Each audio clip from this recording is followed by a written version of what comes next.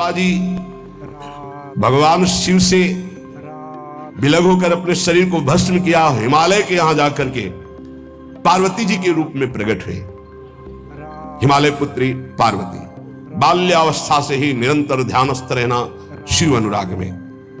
जब किशोर अवस्था हुई, किसी से कोई संभाषण नहीं करती थी माता जी, हर समय भगवान शिव के ध्यान में निमग्न रहना, कठोर तप करना शुरू कर दिया। जो बिल्व पत्र सूख कर गिर जाते थे, माता जी उसको अपने मुख में रख करके पा लेती। एक बिल्व पत्र, अपर्णा, शरीर सूखने लगा। माता जी का नाम अपर्णा, भारी तपस्या। भगवान शंकर को एकदम बोध हुआ कि सती का जन्म पार्वती के रूप में हिमालय के यहां हो चुका है और वो हमारे लिए कठिन तपस्या कर रही है। तो सप्त ऋषियों को बुलाया और उनसे कहा कि जाओ इनके प्रेम की परीक्षा लो। जानते हैं, सब कुछ जानते हुए भी ये होता है। जैसे लोग कहते हैं भगवान जानते हैं अपने भक्त को, तो परीक्षा क्यों लेते हैं? तो पढ़ाया तो टीचर ने ही है, तो सालाना परीक्षा तो होगी ही कि तुम क्या पढ़े हो। ऐसे तुम्हारे प्रेम की परीक्षा होगी, तुम हरि को चाहते हो या हरि की रची हुई माया को। हरि की हुई रची हुई माया में आकर्षित हो गए तो 0 आ जाएगा।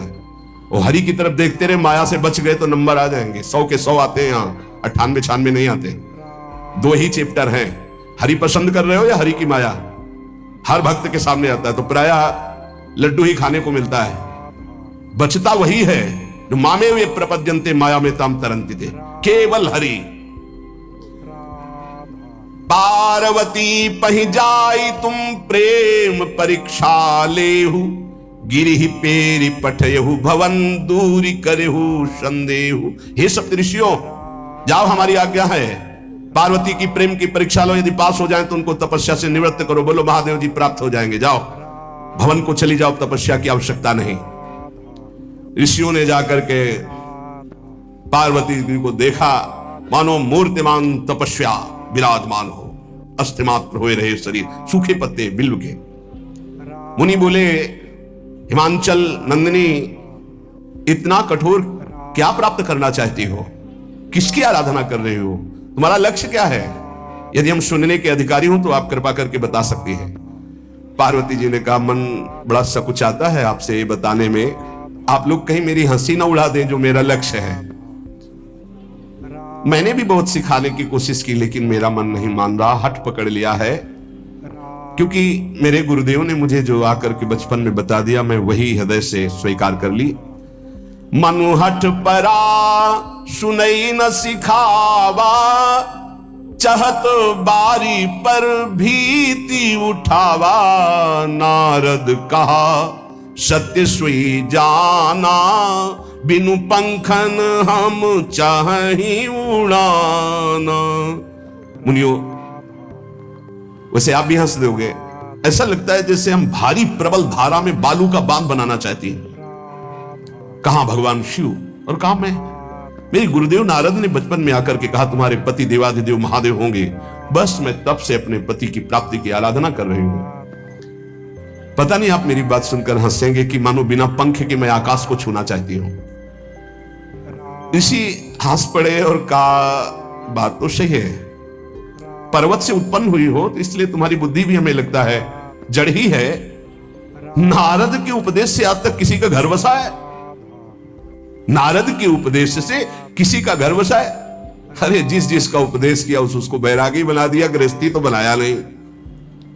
नारद उपदेश सुनकर किसी का घर बसा हो ऐसा तक प्रमाण नहीं है। देखो, दक्ष के पुत्रों को उपदेश किया, 10,000 को 1,000 लौट कर नहीं आए, सब बैरागी बन गए। चित्रकेतु को उपदेश किया, घर चौपट हो गया। प्रहलाद जी को उपदेश किया, पूरा हिरण्यकश्यप का नाश हो गया। नारद सीख जे सुनहि नर नारी, अवसि होई तजी भवनु भिखारी। तुम्हारे गुरु नारद जी की जो सीख सुना बर्बाद हो गया, बाबा जी बन गया, भजनानंदी बन गया। वैसे हम बताएं, नारद जी हैं बड़े कपटी, ऊपर से साधु का चिन्ह, अंदर से कपट। क्या कपट? उसके संसार का नाश कर देते हैं, भगवान से जोड़ देते हैं। मुझे नारद जी की बात कम समझ में आती है। ये उल्टा बोल रहे ऋषि परीक्षा के लिए, गुरु निष्ठा हटाने के लिए, समझ रहे हो। पार्वती जी ने कहा बचपन में मेरे गुरुदेव ने बता दिया, वही मैं नारद जी की बात आज तक घर किसका, जो नर नारी नारद की बात सुने भवन त्याग करके भिखारी बन गया, प्रमाण है। उनके वचनों पर तुम विश्वास मान रही हो। महादेव जी को पति निर्गुण नीलाज कुबेश कपाली अकुल अगेह दिगंबर ब्याली।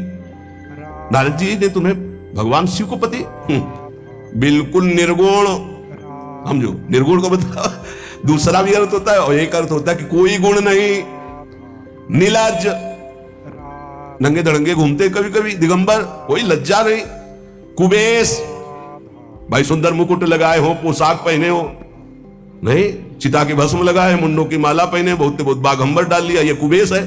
कपाली मनुष्य के मुंडों की माला। अकुल आज तक कोई पता नहीं लगा कि किस कुल के हैं महादेव जी, क्योंकि सब कुलों के मूल है, मूल का मूल वही है, उनके मूल कोई है नहीं।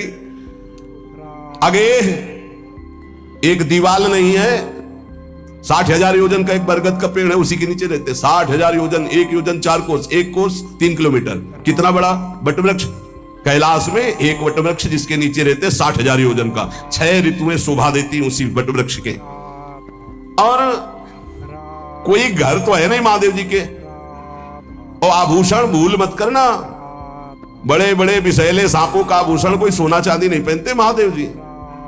हमें लगता है ऐसा दूल्हा के लिए ऐसा तप।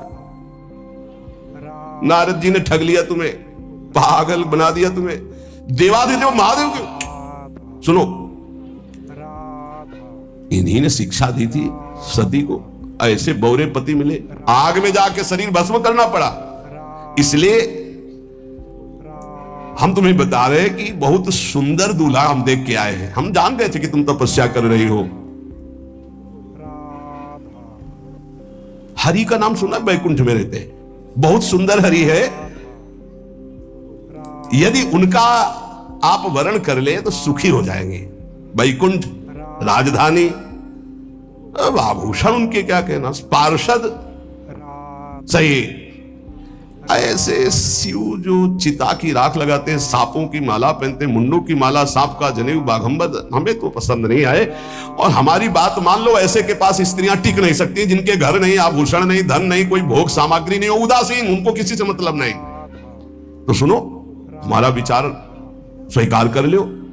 अति सुंदर सुचि सुखद सुशीला, गावहि वेद जासु जस लीला,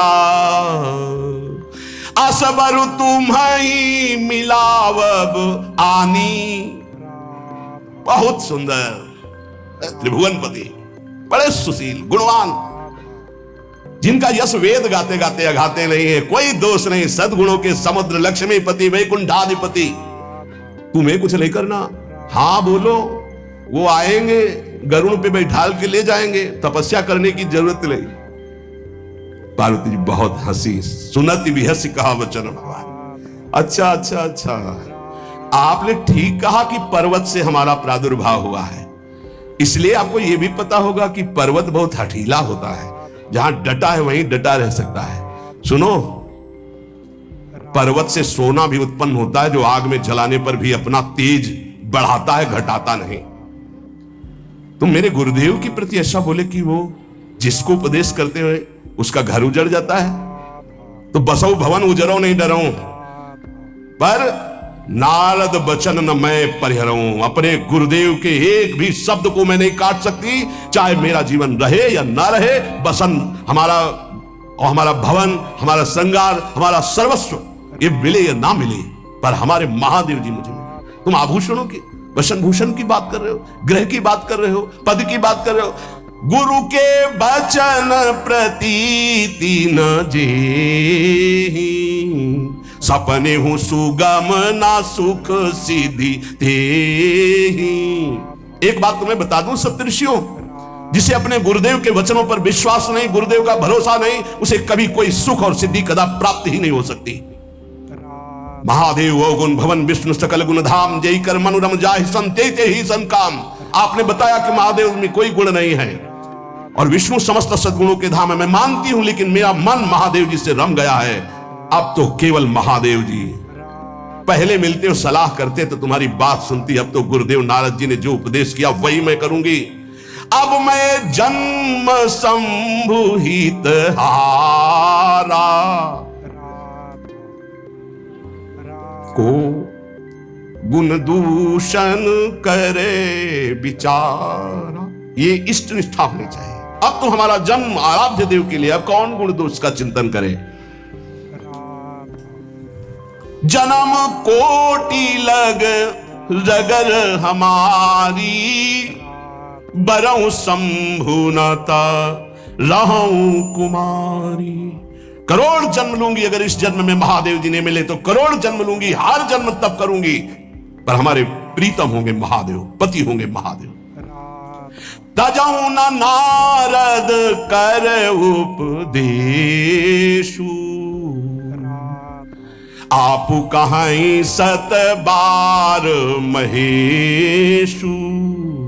हजार बार आकर के, सैकड़ों बार आकर महादेव जी भी कहें कि अपने गुरुदेव के वचन छोड़ दो, तो मैं अपने गुरुदेव के वचनों का त्याग करने वाली नहीं।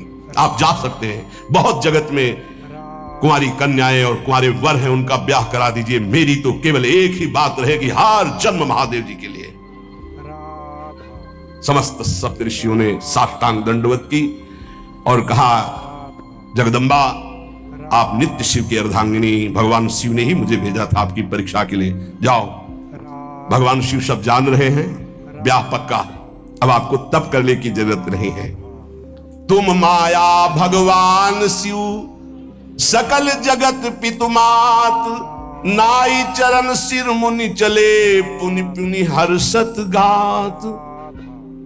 प्रणाम करके सप्तऋषि गए, हिमांचल से कहा, सादर अपनी कन्या को लिवा लाओ और ब्याह की तैयारियां शुरू करो। महादेव जी ब्याह के लिए पहले से ही राजी हैं और समस्त देवता ब्रह्मा जी आज उनके पास जा रहे हैं प्रार्थना करने के लिए। इधर जब पार्वती जी को लेकर हिमालय अपने घर पे आते हैं, तब भगवान विष्णु, समस्त देवता, ब्रह्मा जी कैलाश पहुंचे, जहां भगवान शिव विराजमान थे। सबने स्तवन किया और कहा, प्रभु बहुत दिन से एक लालसा है, सकल सुरन के हृदय शंकर परम उछाहु, निज नैनन देखा चाहे नाथ तुम्हार विवाह। भगवान विष्णु, ब्रह्मा जी, समस्त देवताओं ने कहा, प्रभु हम सबके मन में एक उत्साह है, आप दूल्हा हो, हम सब बराती हो, आपका विवाह देखना चाहते हैं। प्रभु ये उत्सव देख ले तो हमारा जीवन सार्थक हो गया, आप हां बोलो। कामदेव के मद को चूर करने वाले आपको दूल्हा रूप में देखना चाहते हैं हम सब। स्वामी का स्वभाव होता है सेवक को सुख देना। पार्वती जी ने अपार तप किया है आपके लिए, आप उनको अंगीकार कीजिए। भगवान विष्णु ब्रह्मा जी की प्रार्थना सुन करके भगवान शिव जी ने कहा, तथास्तु, ठीक है, ब्याह पक्का। देवताओं ने नगाड़े बजाए, फूलों की वर्षा होने लगी, देवाधिदेव महादेव की जय के नारे कैलाश में गूंजने लगे। सप्तऋषि भगवान शिव के पास आए, कहा, प्रभु बड़ी अनन्य है पार्वती जी आपकी, अखंड प्रेम है। हमने बड़ा छल करके उपदेश किया, लेकिन उन्होंने कहा कि मैं नारद जी का उपदेश नहीं त्याग सकती, करोड़ों जन्म लूंगी और हर जन्म महादेव जी के लिए। भगवान शिव जी की आंतरिक वृत्ति जो पार्वती जी की प्रीति की है, उसे कोई नहीं जानता। बहुत विरह में रहे, ऐसा न समझे कि देवाधिदेव महादेव जी परम उदासीन है, नहीं। सती जी के वियोग में बड़ी विचित्र दशा महादेव जी की हुई थी। सप्तऋषि फिर गए पार्वती जी के पास और कहा, भी बीच में घटना घट गई, कामदेव गया था, महादेव जी की समाधि को भंग किया, तो महादेव जी ने कामदेव को भस्म कर दिया, तो ब्याह का मतलब क्या रह गया। भवानी ने कहा, तो तुम क्या अभी तक भगवान शिव को कामयुक्त देखते थे क्या तुम समझते हो तुम्हारे जान काम अब जा रहा। अरे अब लग शंभु रहे सभी कारा, तुम्हारी नजर में अभी तक भगवान भिखारी थे और अब काम को भस्म किया है। अरे हमने भगवान शिव की आराधना की, हमारे जानी सदा शिव जोगी, अज अनवद्य अकामो अभोगी। मैंने तो शिव को सदा ही योग संपन्न ब्रह्मबोध देखा है। वचन और कर्म से, मन से मैंने यदि भगवान शिव को अपना स्वामी माना है, योगी, अजन्मा, अनिंद्य, काम रहित, भोगहीन, तो निश्चित मुझे प्राप्त होंगे। भगवान शिव के पास फिर सप्तऋषि गए, बोले प्रभु गजब की निष्ठा है, केवल आपके प्रति प्रेम है। ब्रह्मा जी ने लगन रची, सप्तऋषियों को बुलाया और कहा ब्याह दोनों तरफ, ये लड़की पक्ष की लगन, ये वर पक्ष की लगन। ब्याह तय हो गया, दिन नक्षत्र घड़ी, नगाड़े बजने लगे, देवताओं के लिए सुमन वृष्टि हुई। ब्रह्मा जी ने सबको बुलाया, हिमालय ने सबको निमंत्रण दिया, बड़े बड़े पर्वत भेंट लेके आ रहे हैं, बड़े बड़े रसनिधि समुद्र भेंट लेकर के आ रहे हैं। वहां भोजन पान के लिए हिमालय के पास कोई कमी थोड़ी थी, रस की नदियां बह रही थी, विविध प्रकार के रस, विविध प्रकार के फल, विविध प्रकार के भोग वहां सब व्यवस्थित किए जा रहे हैं। ब्रह्मा जी ने कहा देखो, सबसे पहले नारायण की समाज रहेगी, दूल्हे की नहीं रहेगी, नहीं तो गाली ही पड़ेगी।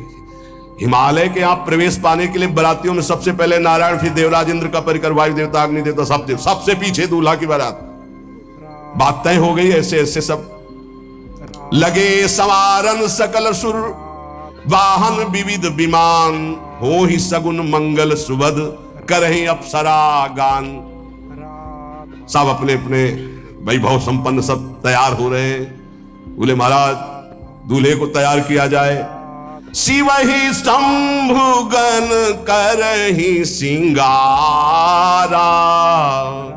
जटा मुकुट अहि मोर संवारा, कुंडल कंकन पहिरे ब्याला, तन विभूति पट के हरि छाला, शशि ललाट सुंदर सिर गंगा, नयन तीन उपवीत भुजंगा, गरल कंठ उर नर सिर माला, अशिव वेश शिव धाम कृपाला, कर त्रिशूल अरु डमरु बिराजा, चले बसहा चढ़ी बाजही बाजा, देखी शिवहि सुरत्रिय मुस्काही,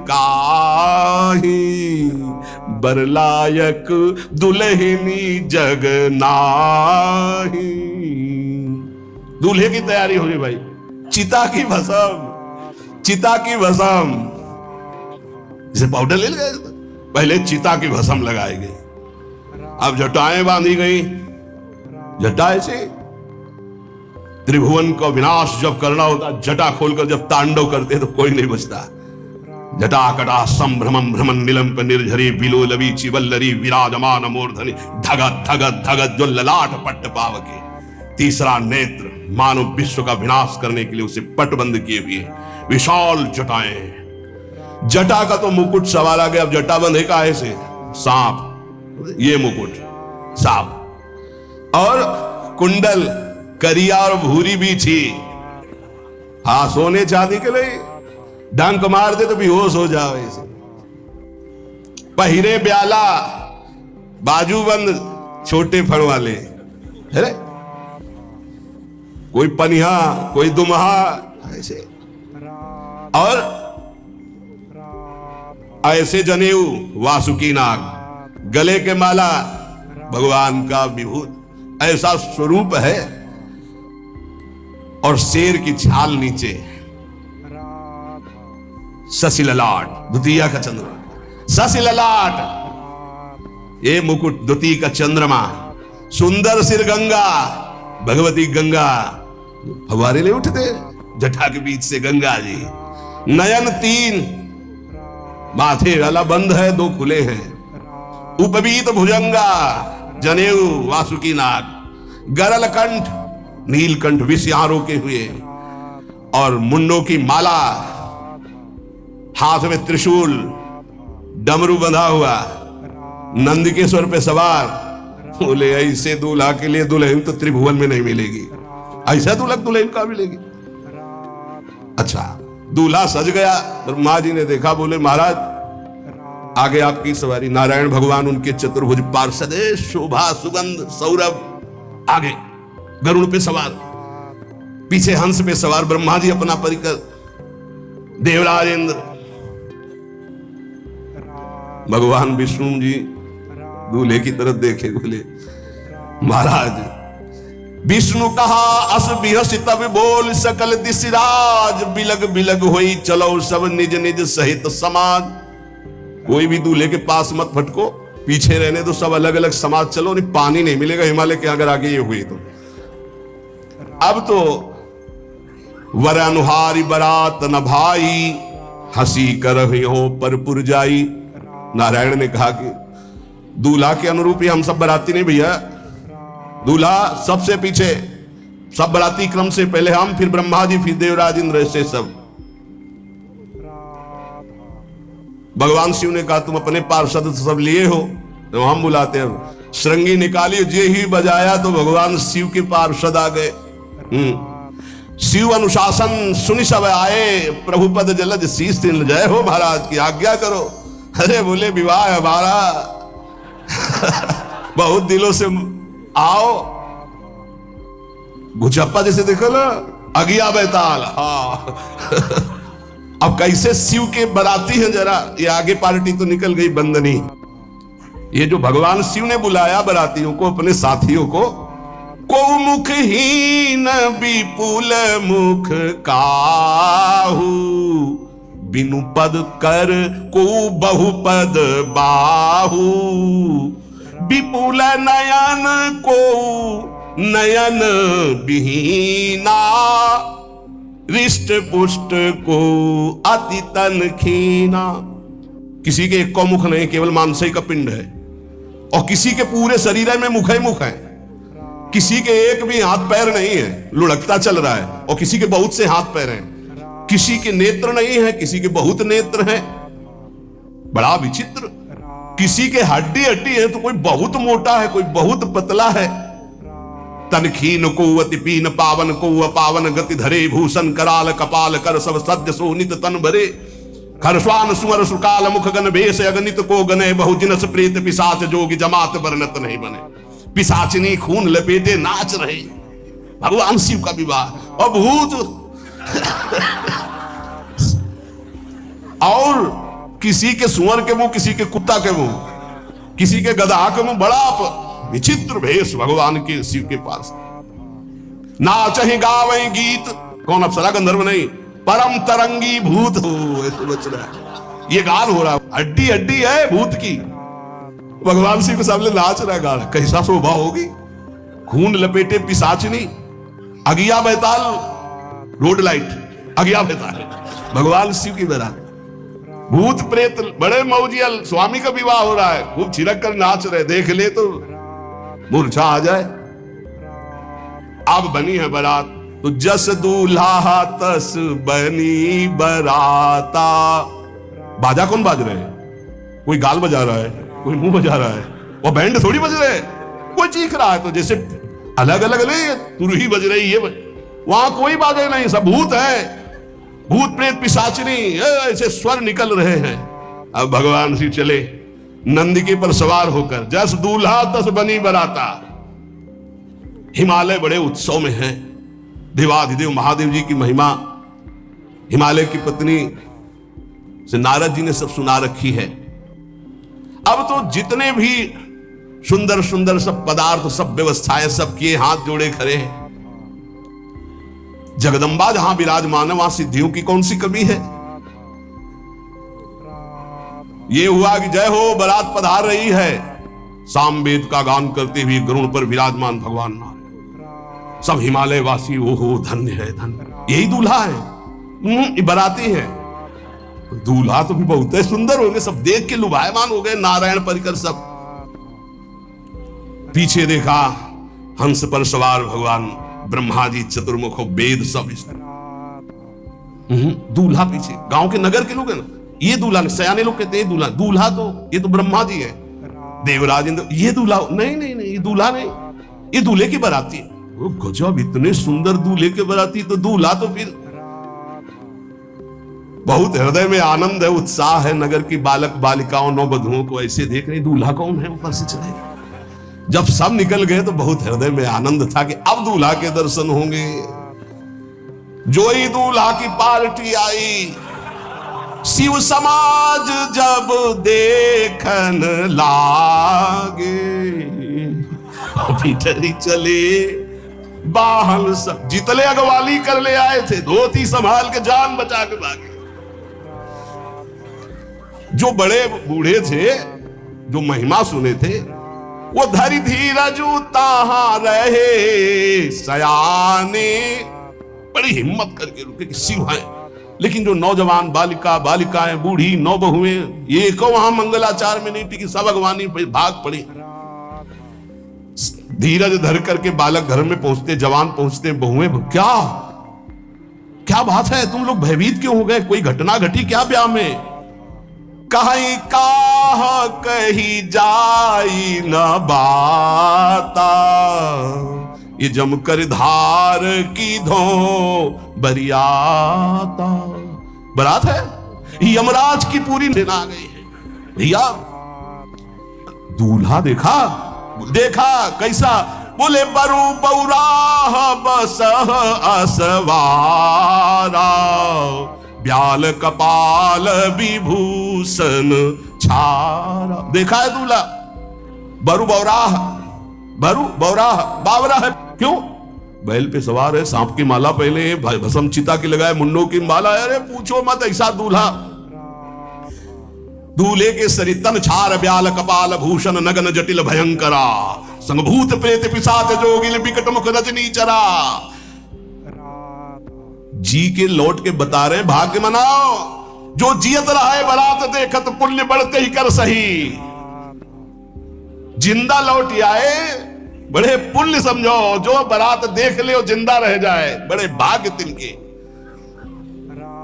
देखी सोमा विवाह घर घर बात सब लड़कन, सबने कहा कि अगर दूल्हा को बराती को देख के जिंदा रह जाए तो विवाह देख पावेगा, मतलब जिंदा नहीं रहेगा। जो बड़े बुजुर्ग थे वो समझा रहे, देखो भगवान शिव हैं, उनकी समाज है। सबको वास दिलाया गया। अब आरती करने के लिए, सुमंगल गाने के लिए नवीन नवीन स्त्रियां पार्वती जी की माता के साथ आ रही हैं। मैना सोने की थाल है, बड़ा आनंद है दूल्हा का प्रथम दर्शन। और आरती लेके जे ही देखा दूल्हा को, यही दूल्हा है, हाँ। भारी रोष पैदा हुआ कि नारद जी ने बर्बाद कर दिया हमारा घर, हमारी बिटिया सूखे पत्ते खा के इसके लिए भजन करती रही। मैना जी ने पीछे मुड़ के देखा, एक भी नहीं स्त्री थी, अकेले थाली लिए खड़ी थी। लौट के आई, उन्होंने कहा कि सब भाग्य पड़ी, बोले प्राण बचाए, ऐसे ऐसे करिया फुसकार रहे थे। कोई थाली पटक दी, आरती की गई, पार्वती जी को गोद में बैठाला और रोने लगी। बिटिया ऐसे के लिए भजन किए हो, ऐसे के लिए तपस्या किए हो। आंसू भर के कहा कि विधाता की बुद्धि मारी गई, जिसने तुम्हारी जैसी सुंदर कन्या, वो ऐसा बावरा दूल्हा, ये संयोग रचा है, बुद्धि खराब हो गई ब्रह्मा की। कसकीन बरु बौराह विधि जय तुम्हें सुंदरता, त्रिपुर सुंदरी भगवती पार्वती जी। अरे जो फल लगना चाहिए कल्प तरु में, वो बमूर में लग रहा है। ये आज वही दिल उत्सव, ब्याह का उत्सव भगवान सिंह। अच्छा तो मेरा निर्णय सुन लिया जाए मैना जी का, अगर मेरी बात नहीं मानी गई तो हिमालय के शिखर से अपनी बेटी को लेकर गिर के आत्महत्या कर लूंगी, ब्याह नहीं होने दूंगी। फाइनल, तुम सहित गिरते गिरो पावक जरो, आग में जल जाऊंगी अपनी बेटी को लेके, समुद्र में डूब जाऊंगी, लेकिन ऐसे बौरे बौरा जो ये बर है इसके साथ ब्याह नहीं होने दूंगी, पक्का। सब रोने लगी मैना जी का आदेश सुनकर। मैना जी कहती, हाय मैंने नारद जी का क्या बिगाड़ा था, नारद कर में काह बिगाड़ा, भवन मोर जिन बसत उजारा। कितना बढ़िया सब चल रहा था। बेटी को उपदेश किया कि वर तुम्हारे शिव देवाधिदेव महादेव बर्बाद कर दिया सब। ऐसा दूल्हा सच्ची मैं ठगी गई नारद जी के द्वारा, पर अब अपना घर बर्बाद नहीं होने दूंगी। क्या जाने नारद जी बेटी का प्रेम क्या होता है। बांझ कभी प्रसव की पीड़ा जानती है, क्या जाने बाबा जी है हमारी बेटी हो ऐसा दूल्हा। जब देखा कि मां बहुत गुरुदेव को उल्टा सीधा बोल रही है तो उन्होंने कहा माता विचार पूर्वक, जननी ही बिकल बिलो की भवानी बोली जुत विवेक मृदुबानी। मां विचार पूर्वक, तुम क्यों ऐसा आलाप कर रही हो। अगर मेरे भाग्य में ऐसा पति लिखा है तो तुम टाल नहीं सकती। कर्म लिखा जो बाउर ना हो तो कत दोष लगाई काहू। तुम सन मिटे की विधि के अंका व्यर्थ ले हो जन मातु कलंका। मां मेरे भाग्य में ऐसा ही लिखा है, आप व्यर्थ में क्यों रो रही। जब पार्वती जी की ऐसी करुण बात सुनी तो सब स्त्रियां रोने लगी, विधाता को दोष लगा रही। नारद जी के पास हिमालय गए, बोले हम तो संभाल लेंगे, घर में सब गड़बड़ हो गया। अरे इनको समझाते कि ठीक से आते, कैसे आए हैं ये, जैसे विनाश कर ले आए हो। अरे ब्याह कर ले आए, घर में सब बिगड़ गया, मैना बिखर गई, ब्याह बंद, अब नहीं होगा, संभालो जाके। नारद जी गए और जाकर के मैना को कहा देखो ये इनका बाहरी रूप है, ये जो आपके यहां पार्वती के रूप में जन्मी है, नित्य इनकी अर्धांगिनी सती है जो यज्ञ भवन में शरीर छोड़ करके आपके यहां जन्मी, ये इनकी नित्य संगिनी है। आप ऐसा शोक मत कीजिए। नारद जी विविध प्रकार से माता को समझाया। इनके द्वारा एक भ्रम हो गया था तो इनको शरीर त्यागना आवश्यक हो गया। जब भगवान श्री राम सिया जी के लिए हे खग हे मृग हे मधुकर श्रेणी तुम देखी सीता मृग नैनी ऐसा पुकार रहे तो भगवान शिव ने प्रणाम किया और सती जी के मन में संशय हुआ। सती जी ने सीता वेश धारण किया। जब भगवान शिव ने जाना तो उसी समय त्याग कर दिया था कि अर्धांगिनी रूप में अब कभी स्वीकार नहीं करो, क्योंकि पूज्य माता का रूप आपने धारण किया। तो मूल बात यह थी, इसीलिए योगाग्नि में जाकर शरीर को भस्म कर दिया और आपके यहाँ पार्वती जी के रूप में जन्मी है। जब नारद जी ने बताया कि आप बिल्कुल धैर्य रखिए, भगवान शिव का वैभव आपने देखा नहीं, इनका बाहरी रूप है, समझाया मैना को तसल्ली की। बोले अभी दूल्हा रूप आपको दिखाते हैं, आप चुप रहिए। तब मैना के हृदय में कुछ शांति हुई। जितने गांव के नगर के सब लोग थे सबको सूचना पहुंची, डरो मत, भगवान शिव है, ये लीला कर रहे हैं। अभी नारद जी गए और बोले विवाह करना है कि नहीं करना, शंकर जी से कहा। बोले वाह इसीलिए, बोले ये सब बंद करो आप, ये रूप से विवाह होता है, वह हमारी सारी जो बिचौलिया हमें पीट रहे हैं, उधर जाओ तो उधर, ये रूप हटाओ। बोले कौन सा रूप धारण करें, दूल्हा रूप धारण करो। भगवान शिव ने जे भी बहुत सुंदर शिव है, कर्पूर गौरम जैसे चिदानंद, 16 वर्ष की अवस्था, हाथ में दर्पण और अद्भुत मुकुट धारण किए हुए, जटाएं ढकी हुई, गौर वर्ण, वो सुंदर रूप जो देखे सो मोहित हो जाए। ध्याये नित्यम महेशम रजति किरणिभम चारु चंद्रावतंसम। कैसा सौंदर्य रूप महादेव जी का। चलो अब जो देवनार के लिए सब शुभ नौबधुएं सब मैना जी को बुलाया, देखो दूल्हा आ रहे हैं, एक एक कदम ऐसे चल रहे, संभाल संभाल के जैसे चलना सीख रहे हो।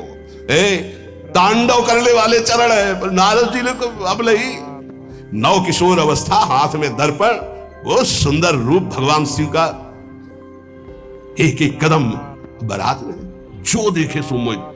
मैना ने कहा हो अहो भाग्य, ऐसे दूल्हा। बोले वही हैं जो नंदी पे सवार थे, इनके स्वरूप को जानना बड़ा कठिन है। अब जो सुंदर जीवनार भी बरातियों के साथ भगवान शंकर की बड़े मधुर गीत गाए जा रहे हैं। मुनियों ने फिर हिमवान को लगन पत्रिका सुनाई। विवाह का ठीक समय देख करके समस्त देवता और वेद स्वयं मूर्तिमान होकर वेद उच्चारण कर रहे हैं। भगवान शिव का पाणी ग्रहण संस्कार हो रहा है। पार्वती जी जब श्रृंगार करके सभा में आई ब्याह मंडप पे, तो कोई ऐसा नहीं था जो देखकर मोहित ना हो गया हो। त्रिपुर सुंदरी अंबा है, लेकिन सब ने उनके श्री चरणों में सर झुकाया, क्योंकि जगदात्मा महेश पुरारी जगदंबिका जानी भव भामा सुरन मनन मन कीन प्रणाम। ऐसा सुंदर रूप अंबा जी का, त्रिपुर सुंदरी है। जब वो दुल्हन रूप में पधारी, कोई भी ऐसा नहीं था जो एक बार देखकर मोहित न हो, पर सब श्री चरणों में क्योंकि जगदम्बिका है, भगवान शिव की आद्या शक्ति है। सुंदरता मर्याद भवानी, जाय न कोटि बदल बखानी। करोड़ों मुखों से यदि वर्णन हो तो इस समय जो पार्वती जी का सुंदर रूप है, नव किशोरी और दुल्हीन रूप, पार्श्व में बैठे अत्यंत सुकुमार, कपूर और चांदी की तरह गौरवर्ण, एकदम तेजोमय, विशाल नेत्र, स्वर्ण आदि के आभूषण, कहीं कोई एक बिच्छू सर्प कुछ नहीं, बिल्कुल नव किशोर राजकुमार स्वरूप भगवान शिव पार्वती का मन रूपी भौरा शिव जी के रूप को देखकर लुभायमान हो रहा है। आज्ञा वही, ब्याह प्रारंभ हो। आश्चर्य की बात, गणेश जी का पूजन सबसे शुरू हुआ। लो, मुनि अनुशासन गणपति पूजे शंभु भवानी, गणानान्त्वा गणपति गंघवामहे प्रियानान्त्वा प्रिय। लो, बोले गणेश जी पार्वती जी के मतलब पुत्र का भावातल कि वो जो उट्टल लगा रही थी उसी से आदि गणेश है, आदि गणेश है। जैसे आदि ब्रह्म, जैसे आदि ब्रह्म स्वरूप ये गणेश है। भगवान शिव और पार्वती जी ने प्रथम गणपति पूजन किया। मुनि अनुशासन गणपति पूजे शंभु भवानी, को सुनि संशय करे जनी, ये अनादि जी जान, कोई संशय मत करना कि वो पुत्र है जो पार्वती जी से प्रकट हुए। बोले नहीं, ये अनादि गणपति का पूजन हो रहा है जो ब्रह्म गणपति है। जस विवाह कै विधि श्रुति गाई, महामुनिन सो सब करवाई, गही गिरीश कुश कन्या पानी, भवई समर्पी जानी भवानी। पाणी ग्रहण संस्कार किया, कन्यादान, ये बहुत बड़ा गृहस्थ धर्म में परम पावन है। देखो, जो हमारी पूर्व धर्म मर्यादा की संस्कृति कितनी पावन संस्कृति है, जिसको आज हम भूलते चले जा रहे हैं, मनमानी आचरण करते चले जा रहे हैं। इसलिए गृहस्थ भी सुखमय नहीं रह गया है। गृहस्थ अगर धर्म के अनुसार हो तो उसको परम पद की प्राप्ति होती, परम मंगल होता है। बहुत, ये जो हमारी धर्म मर्यादा है बहुत सुख देने वाली है, लेकिन इसका प्रतिदिन उल्लंघन ही होता जा रहा है। न माता से मतलब, न पिता से मतलब, मनमानी आचरणों से मतलब, जो मन जैसे आवे वैसे बहे, ये हमारी धर्म मर्यादा। देखो स्वयं भगवान कैसी मर्यादा है, पानी ग्रहण कर रहे, कुछ जल मंत्र, ब्रह्म ऋषि साक्षी, फिर पानी ग्रहण। पानी ग्रहण जब कीन महेशा, ये हर से तब सकल सुरेशा। वेद मंत्र मुनि बर उच्चरहि, जय जय जय शंकर सुर करहि। बाजहि बाजन विविध विधाना, सुमन वृष्टि नभ भय विधि नाना। जिस समय पाणी ग्रहण भगवान देवादिदेव महादेव रंबा पार्वती का हुआ, समस्त देवता मुनिगण वेद मंत्र उच्चारण करते हुए जय हो जय हो जय हो, विविध बाजे बज रहे, पुष्पों की वर्षा हो रही। हर गिरिजा कर भयउ विबाहु, सकल भुवन भरी रहा उछाहु। भगवान शिव और पार्वती जी का विवाह संपन्न हुआ। बहुत कुछ श्री चरणों में भेंट रख करके हिमांचल ने प्रार्थना की, प्रभु आप तो कृपा के समुद्र हैं, अगर मेरी पुत्री से कभी कोई गलती हो जाए तो क्षमा करना। नाथ मामम प्रांशम ग्रह किंकरी करेहु, क्षमेउ सकल अपराध वही प्रसन्न वरुदेव। हे शिव, आपसे एक ही प्रार्थना है, मेरी पुत्री अबोध है, कभी कोई गलती कर दे तो हे नाथ मैं क्षमा चाहता हूं, मेरी पुत्री से कभी आप रुष्ट मत होना। बहुत प्रकार से भगवान शिव ने उनको आशीष दिया, ढांढस बंधाया। फिर भगवान शिव और उमा आनंद पूर्वक कैलाश पधारे। चरित सिंधु गिरजा रमन, वेद न पावहि पारु।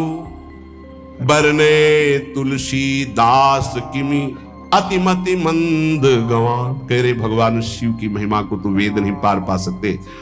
गोस्वामी तुलसीदास जी कह रहे मैं भला उस महिमा को कैसे गा सकता हूं, मैं तो गवार बुद्धि का हूं। भगवान शिव और माता पार्वती जी आज भी अब भी कैलाश में विराजमान है। हर गिरजा विहार नित नयऊ, यही विधि विपुल काल चले गए हो। भगवान शिव और पार्वती का जो मंगल में विवाह सुनेगा, भगवान के चरणों में प्रीति समस्त पापों का नाश होकर हृदय की निर्मलता, हरिहर में प्रीति निश्चित प्राप्त होती है, क्योंकि परम वैष्णवाचार्य परम बोध संपन्न जगत गुरु भगवान शिव की लीला हृदय के अहंकार को मिटाती है। ये अहंकार के अधिष्ठात्र देवता है भगवान शिव, और जब तक अहंकार रहता है तो हरि के चरणों में या प्रियाजू के चरणों में प्रीति नहीं होती। सुनहु राम कर सहज स्वभाव, जन अभिमान न राखे काहू। तो भगवान शिव जिस पर कृपा करते हैं तो अहंकार का अपहरण कर लेते हैं और दैन्य भरी भक्ति हरि के चरणों में हो जाती है। इसीलिए भगवान श्री राम अपनी अयोध्या वासियों से हाथ जोड़कर कहा, और एक गुप्त मत सबई कहो कर जोरी, शंकर भजन बिना नर भगति न पावे मोरी। भगवान शिव और पार्वती का ब्याह संपन्न हुआ, आज भी कैलाश में नित्य विहार करते हुए विराजमान है। ऐसे उनके चरणों को प्रणाम करके अपने आराध्य देव के चरणों में प्रीति मांगते हैं। नमः पार्वती पतये